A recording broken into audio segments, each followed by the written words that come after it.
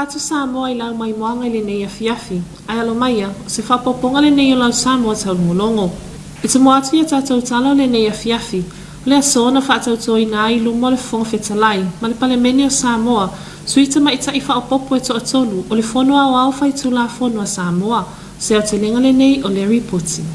O le tala whaasolo pito o le so, le wa inga fau I le mota fono le palemene, na ua whaatau no uina le whaatau tonga o sui whaopopo ta ma ita I e to atolu, e peo na whaatau tai ai lumo le fonga whetalai ma le palemene o Samoa, ha o moli mawina e wo o ainga o sui sa whaatau toina.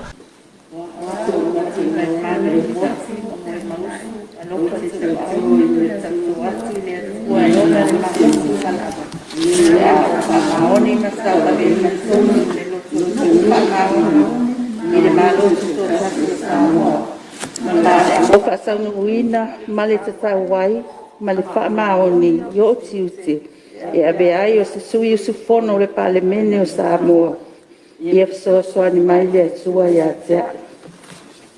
Ja, say no to O sui whaopopo whaatau toina o se taimi mua lea wa to alua ai ni tamaitai, e whaatau toina ina ia whaamaleina le se 10% o no 4 tamaitai le palemene, ma o se taimi mua lea wa whaatau to ai se sui tamaitai, na ia whaamaleina ai le vaenga fast food wha pui tasi pui e o le whaavai, o le awhionga ia li ima le manua lo fatu au, whaanga se li isa poa wheangiai, ma to o mata nora leota, wanga wa ai le whaatau toina I le aso, na wa au mai aloa ia lei unga le whaamasinonga mawalunga, I aso lulu aso se fulutasi o mea mo mawai atu, na ia whaatau toina I se taimi vave, sa whailo fo I le fonga whetalai lumo le palemene, le tusi aloa ia I sui nei e to atolu, e peona sai nia le awhionga I le au mamalo le malo, le awhionga ia tui ma le li whano wa ale toa swala wi le lua. Tusi whaamaonia o le filifilia. Tu sai mar foi upu fasu mar fa pui tasi pui a or fa vai al malo tuto tasi o Samoa tasi iva no o mai ainga or foi upu varsu fa pui lua tu la fono o fa nga palota o tasi iva o au tu maleri fano wale toa so alo vile lua au malo o tu ina tuai nei tu fa maonia o le filifilia o le o tā ua o le suafa I nei e a vea ma suis fono o le palemene o le malo tuto tasi o Samoa. Ala tau e sifo, a li ma le manu, moti, mo moe mausu, a lofa tu au. Tu inatu, lo nei lima I vailele, e nei aso luas furu a perila, lua o lua tasi. Sainia, tu I ma le li fano, vale toa, so ala vile lua, a o le malo.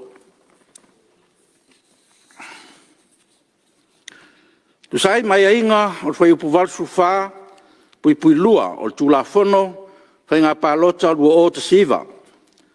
O au tu I maleli fano vale toa so ala vile lua a o le malo ua tu ina atuai nei tu sfa maonia o le filfilia o le o ta ua lon suafa I nei e a vea ma suis fono o le palemene o le malo tuto tasi o Samoa e a mata mai la songa fua lua suluiva o Novema lua o lua tasi, masui ai tus whaamaonia an sainia I le aso lava lea. Whaanga se alii sa poa whangiai.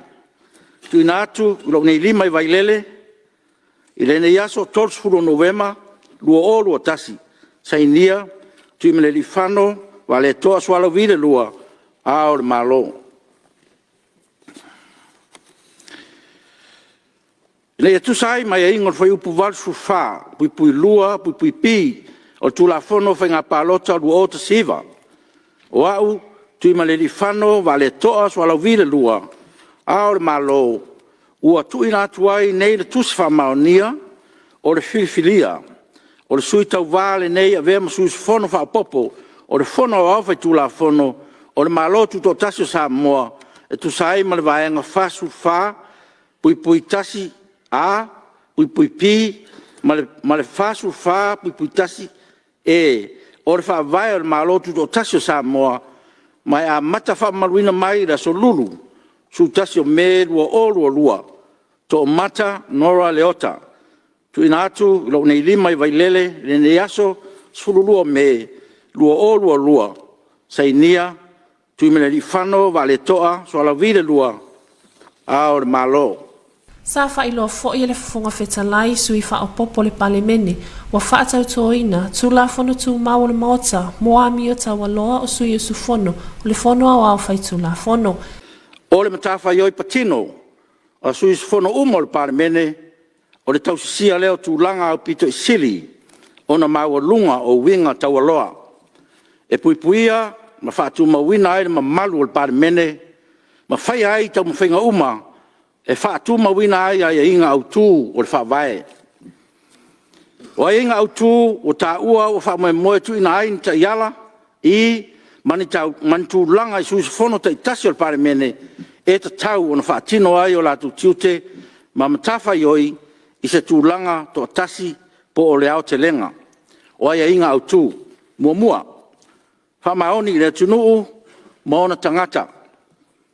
O suis whono uma e te tau on tau sia, ma tā upo le tau tonga o le loto wha maoni i taimi uma, ma tau sia le mamalu, ma le alo ia o le malo tuto tasi o Samoa, ana wha lapo tonga ma ona tangata. Lua, wha alo i tū la whono. E te tau i suis whono uma, ona tau sia tū la whono o Samoa, ma puipuia ai inga au tū o lo i tutonu o le whawae. Tolu, whaaloalo i tangata uma.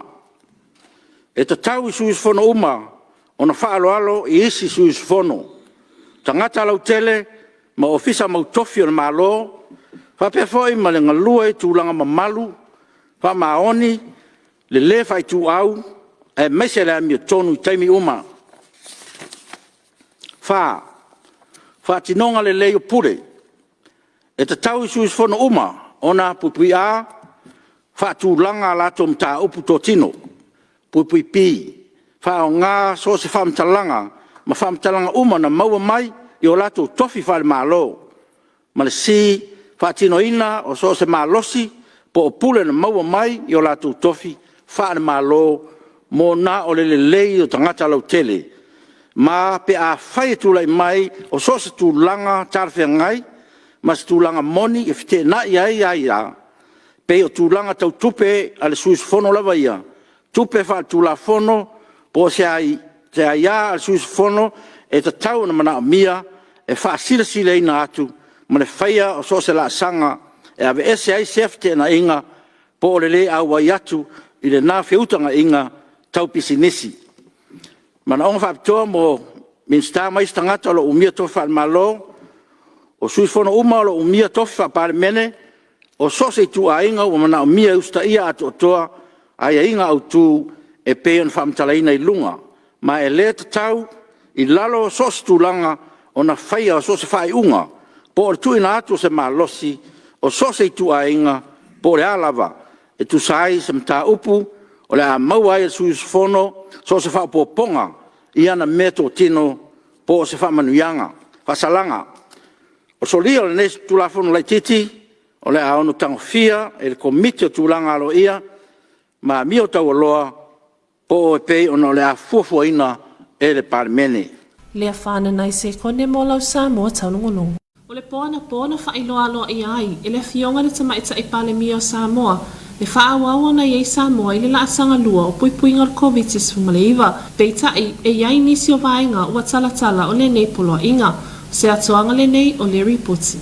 O le pōna whailoa aloa i ai e le fionga tamaita i palemia, ia fia mena o mi mata afa, i sana saunoanga whaapitoa, le tuma o peona iei Samoa i laasanga lua, o puipuinga o le whaamai o le COVID-19 maleiva, mo le isi lua vai aso e amata atu le vailuanga o le pōnei, se ia o lia le vailuanga o le pōle aso lua, tolu tasi o me. Ua taunu uai le kapeneta i lana whai unga e whapea. O le a whaawau o na iei pea le atunu i le laasanga lua. Lanu moli, o le puipuinga mai le whaamai, mo le isi lua vai aso. E afua atu le vailuanga o le pōtai au, le aso lua, sifuru fito me lua afe lua sifuru lua. E o atu le vailuanga o le aso tolu tasi o me, lua afe lua sifuru lua.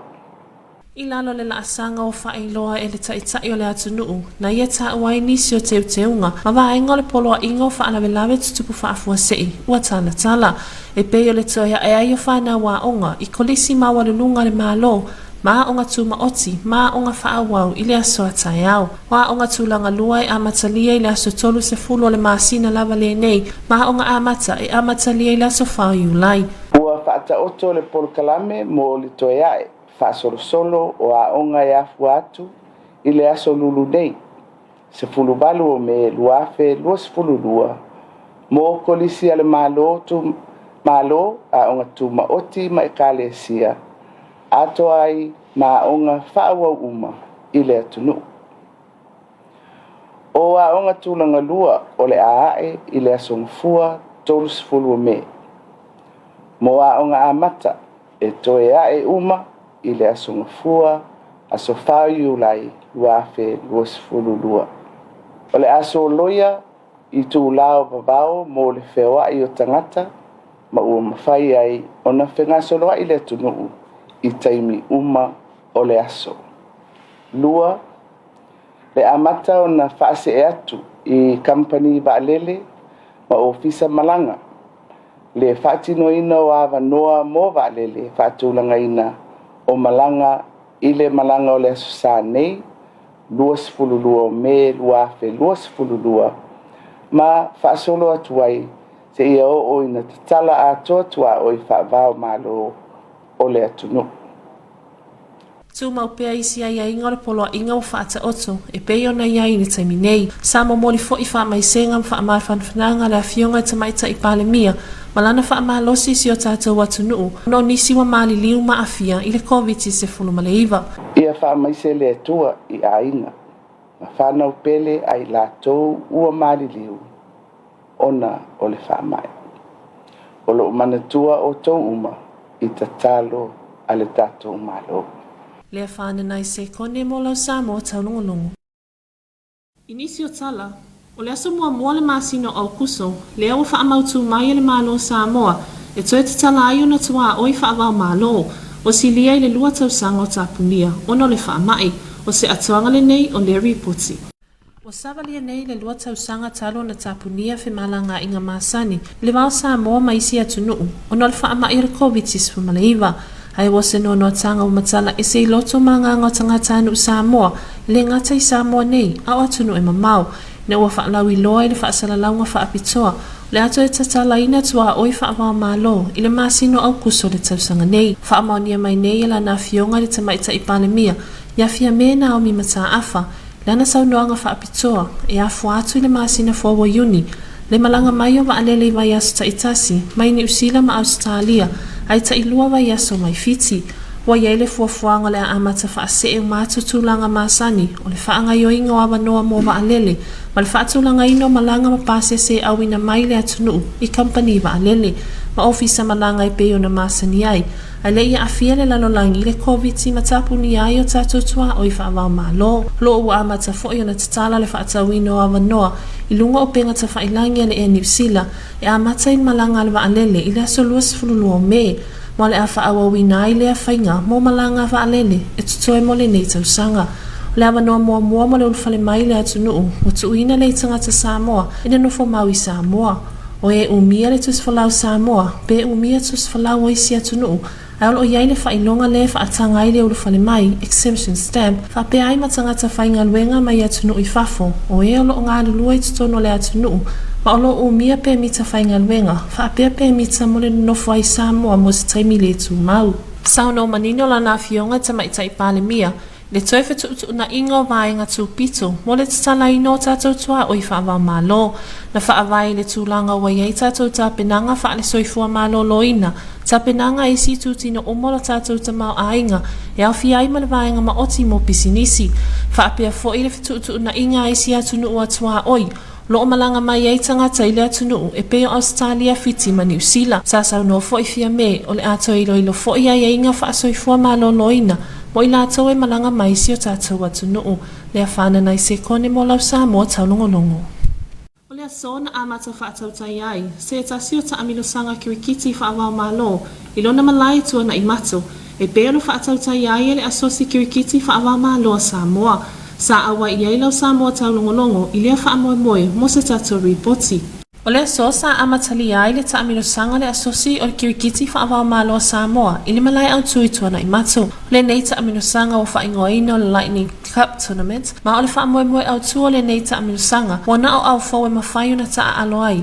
O le nau ta inga ina ia una ia le nei fo i ta alonga mo tangata uma na ia nga wa uma tangata e fia ta alo le nei ta alonga o le kirikiti whaawamalo. Sa mawale awa noa lau Samoa taulongolongo whaatalatala noi nai le susunga le ta o le nei taamino sanga le sunga ia amitua na e tabita sasi e tu sa o le whaamoemoe o le asosi kirikiti whaawamalo i Samoa. Tamisanga le ro whangaso le so. Ua whaingoinga o le Lightning Cup o le au tumal whamoemoe le tamisanga e tau whai e whaatosina mai e tangata ta alo fau. Le la ia ingol tamisanga o whangaso nei. E le whaatanga ina se tangata wa mai po wa umanga ka alo mo moi talonga kikit whawamalo i au akalapa.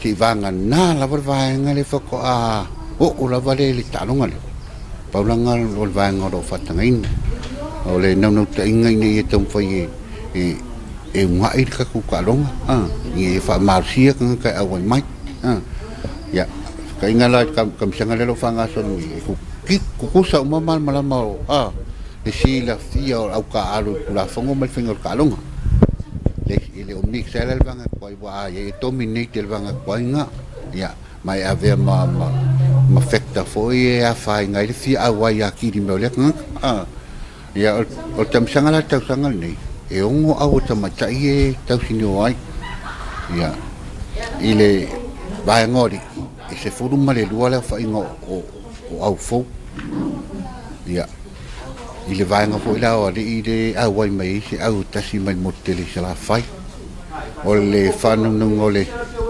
ole por se fu fanga lo ye ta mi sanga ka nga mai ai vaiaso kasi vaiaso fanga solo ai nga mai alolia ai pio au kuanga ngi kam sanga la kam fai da ka ko aso si foi de e fa ko singa mai ka fo mai ka alu talong ya ma wala vang no tusa e tasi le vai aso lo whaamoemoe whaatino ai le nei taamino sanga ta aua e le ngata mo le whailoaina ma oina o le whainga matula fono mo le taalonga ai mawai fo i le awanoa e mawai le whaamalo stino a walawa le tausia ino le soifua malo loina le a whaana nai se kone mo lau Samoa taulongolongo. O le tala le nei o le tau mo le ponei ma le aso atai au. E toi whatalo whatu Samoa le nea fiafis wapoponga masani le nea lau tala tau. Wa fautuanga mo te munga mawhalo whamalsia pia mo vanga o mo Samoa. Fautuanga fo i mo ngā sami o lo whamalsia pia mo ngā sami o maleto no. Vainga le tatelite o leoni nei o se vainga te leo au mai se vainga whatenga sa vilim ti munga lo ofiti ai pia leto no. Mai ata whawhanua le tau o se vainga whatenga sa vilim ti munga lo oto pe lunga Samoa ma le awhia leto no iau ma te muini se taimi. Tala tau mo lo whanua o mo Samoa po nei e te urwa vasolei ti mo whaasolina ta api mai mama fai puini so taimi fa pena William fai titili ono iai. Mala solulu la te ulva vasolai ti mo ma e ono feololo le mamafa. Tala tau mo o ngā sami mātu po nei e angil vai tu e lau e 2.3 kilometri tula e pua o mfata o tau savili ti mua o ngā luma uma justice mali mga 2.5 mita. Mala so tai au le angi savili o mta polo 2.3 kilometri tula o ngā luma uma justice mali mga 2.5 mita. Matai fali sau te po nei e angiri tua o loa ngā limta polo e 2.5 kilometri tula e pua o mfata o tau savili ti mua o ngā luma uma e 2.5 mita mawalunga. Mula so tai au le angi savili o mta polo e 2.5 kilometri tula o ngā luma uma justice mali mga 2.5 mita. Talan tayo la pele ele maltai 10 minuti te tasi va veao so tu imata 10 minuti le valu. Pele ele 5 minuti te lo le oli on so tu ele tai 10 minuti te le valu le fiafi. Ola so alla te au te lo so tasi minuti fitu fa ma mo to for fitu minuti te ele on le fiafi. Ola talan tayo le na Samoa le fiafi session fa poponga le so tai au manuel porto fa se fo. Ole afaya sina tatou malolonga pupu ona toi taliu mai lea molinga ngana fa Peritania. Your TV2 News will be right back after this short commercial break.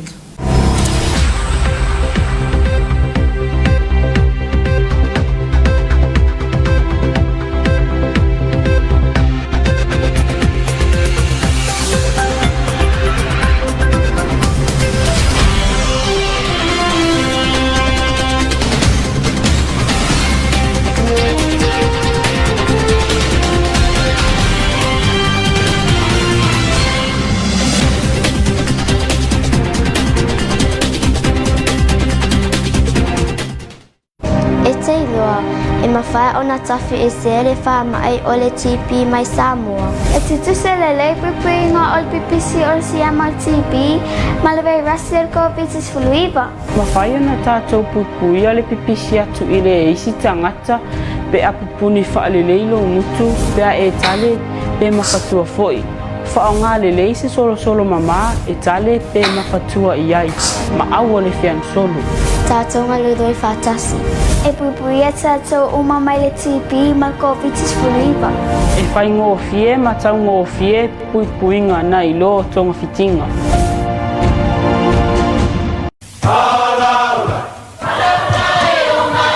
Awane e misia lunga lo wala ata le EFKS TV.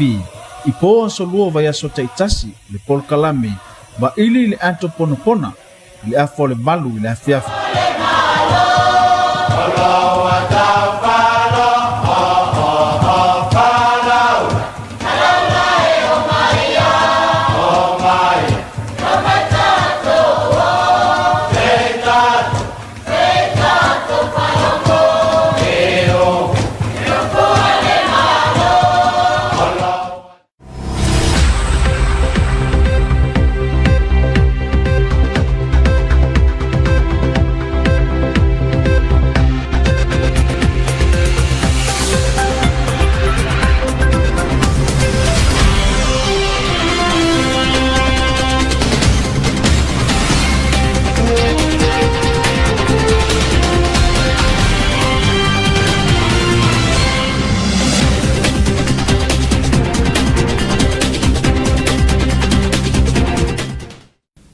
Samoa, here's your TV2 news for tonight. Leading our bulletin, the 3 additional women members of parliament have been sworn in today in front of the Speaker and the Parliament of Samoa. Here's more on this report. The historical swearing in of 3 additional members of parliament by application of Article 44 of Samoa's constitution was held at the Motafono this morning in a special seating with family, friends and constituency members for new members of parliament present. It is the first time that 2 women MPs are sworn in to satisfy the constitutional requirements of 10% seats for women, and the first time that Article 44(1)(e) is applied to ensure a woman who wins at the general election but later vacates the seat, it is replaced by another woman. Were finally able to be sworn in after a Supreme Court decision was handed down on Wednesday 11th of May, declaring that the swearing in is constitutionally required to be carried out at the earliest opportunity. The Speaker of the House, Papali Iliota Eumasepau, announced that the additional members of the Legislative Assembly were appointed under Article 44(1)(a) of the Constitution of Samoa and Section 84(2) of the Electoral Act. The Speaker read out the warrants of appointments signed by the head of state for each of the women MPs for Ali'i Malemanu Moti Momoe Mausu Alofatu Au of Alata Waisisifo. The warrant was signed by the head of state on the 20th of April 2021. The Speaker then announced that under 84(2) of the Electoral Act, the head of state has issued a warrant dated 30th November 2021 for appointment of Fa'angaseli Isapo Feanyai as a member of parliament from Monday 29th November 2021. Finally, the Speaker announced a warrant signed by the head of state on Wednesday 11th May 2022, declaring to Omata Nora Leota as a member of parliament under Article 44(1)(a), (b) and (e) of the Constitution of Samoa. Leafana Naisekonde for your TV2 News. The Honourable Prime Minister of Samoa has officially announced last night that Samoa will still remain at Alert Level 2 of the COVID-19 with more relaxed conditions under state of emergency orders. Here's more on this report. In a special announcement last night, the Honourable Prime Minister Fiame Naomi Mata'afa confirmed Samoa will continue with Alert Level 2 with more relaxed conditions under state of emergency orders commencing from midnight tonight until Tuesday 31st of May. In this connection, Cabinet this afternoon approved that the country remains at Alert Level 2 for another 2 weeks, from Tuesday midnight, 17th of May 2022, to midnight of Tuesday, 31st of May 2022. Under the new amendments of the SOE orders stated that all colleges, including those of the government, private and mission, will resume tomorrow. Primary schools will resume on Monday, 30th May, and preschools on Monday, 4th July 2022. New changes introduced under these state of emergency orders include the following. Removal of curfew hours, which will now allow people greater mobility throughout the whole day. The resumption of colleges, post-secondary education training on 18th May 2022, primary schools on the 30th of May, and preschools on the 4th of July 2022.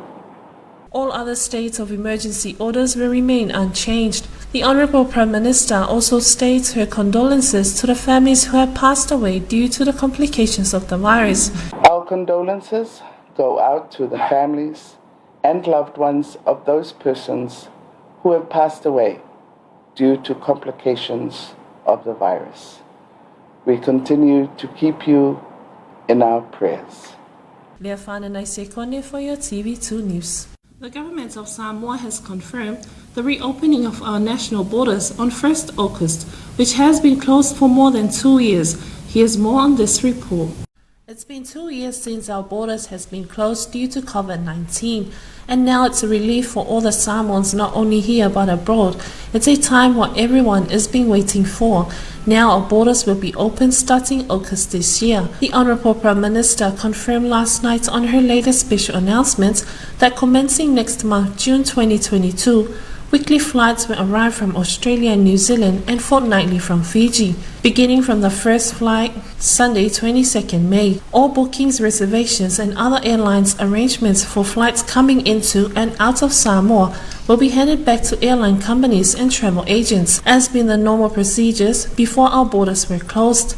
The service that registration that were done through the Ministry of Foreign Affairs and Trade have now reverted back to the airline's offices using both online and on-site services. The travelling public is advised to do bookings online with the relevant airline companies. First step for reopening of borders began with entry allowed for all Samoans, residents in Samoa and travel on Samoan passports. Samoans that travel on foreign passports but with exemption stamps for entry, as well as foreign contracted workers with the relevant work and temporarily residence permits. The Honourable Prime Minister stated in reassessing our preparations for the reopening of our borders to international travellers, and as initially announced, important consideration was given to our current rates of vaccinations, sector planning for the reopening of our borders, especially the private and business sector, as well as the experience of other neighbouring countries. Leafana Naisekone for your TV2 News. Samoa International Cricket Association has started their International Cricket Lightning Tournament today at Tonaimato. Our TV2 News was also there to witness this tournament for our report. The Samoa International Cricket Association kicks off its first Lightning Cup tournament today. This tournament's main purpose is for new teams and new players who are willing to participate in this game. The tournament manager for this Lightning Cup tournament, Amitua Naitavi Tasasi, stated the main focus of the tournament and some important issues of this tournament. This week's tournament is called the Lightning Cup competition for the year 2022. This is one of our annual domestic competitions that is run for the year. The main aim is to try to attract new players on board, introduce the cricket to everyone. No one is left behind, but everybody can be involved in the sport. As you know, the sport is interesting. You get exercises as well as fun and enjoyable. So that's why we open our doors to every community, every village, every organizations or clubs that are willing to participate in our domestic competition. So for this year's competition, Lightning Cup, we have 6 teams participating in the women's division and 12 in the men's category. The tournament is expected to run for a week. It's a non-stop sort of format because we are actually in danger of the weather, because that's the only enemy of this sport is the weather, because for the safety of the players we cannot continue playing. So as of the moment we are hoping that we can complete this competition this week without any disturbance. The tournament will last for 1 week, but changes will occur due to the bad weather we are facing at the moment. Amituanai also stated that cricket is a very fun game, not only to show how talented our people are, but it's a good way for exercising for a good health. Lea whananai se kone for your TV2 News. And here's your weather forecast for tonight and tomorrow. Good evening, once again Samoa. Here's another update of your weather forecast for this evening. Heavy rain advisory remains in effect for all of Samoa. Marine advisory also remains in effect for all marine waters. Satellite loop of this afternoon indicates a broad cloud band from a convergence zone still affecting the islands. From over the map, a convergence zone lies within the vicinity of Samoa. Associated clouds and showers affect the group at times. Forecast for all areas of Samoa tonight: isolated to scattered showers, brief heavy falls and few thunderstorms possible. For Wednesday, isolated showers with moderate force possible. Forecast for the marine tonight: northern waters, northeast winds of 20 to 30 km per hour, poor visibility and gusty winds in showers, combined waves and swells of 1.5 to 2.5 meters. And for tomorrow, easterly winds of 20 to 30 km per hour, combined waves and swells of 1.5 to 2.5 meters. Southern seas for tonight: southeast to east winds of 25 to 35 km per hour, poor visibility and gusty winds in showers, combined waves and swells of 2.5 to 3 meters. And for tomorrow, easterly winds of 25 to 35 km per hour, combined waves and swells of 1.5 to 2.5 meters. And the tide table: low tide will be at 19 minutes past 1 early morning, high tide at 19 minutes to 8, low tide at 4 minutes past 2 in the afternoon, and high tide again at 20 minutes past 8 in the evening. Sunrise tomorrow at 21 minutes to 7 in the morning and will set at 7 minutes past 6 in the evening. And that is all we have for you this evening, Samoa. Until tomorrow, good night. And that is the conclusion of your TV2 News this evening. We'd like to acknowledge the continuous support of the Samoa Water Authority for sponsoring your TV2 News. Have a blessed evening. Good night. Maole fai unga le nālau Samoa taulogologo mo le nei afiafi, mo moli le whaafetaitele le pulenga le suawai, mo le langolango ino lau Samoa taulogologo. Manu ia tele le afiafi, tō whāsoifua.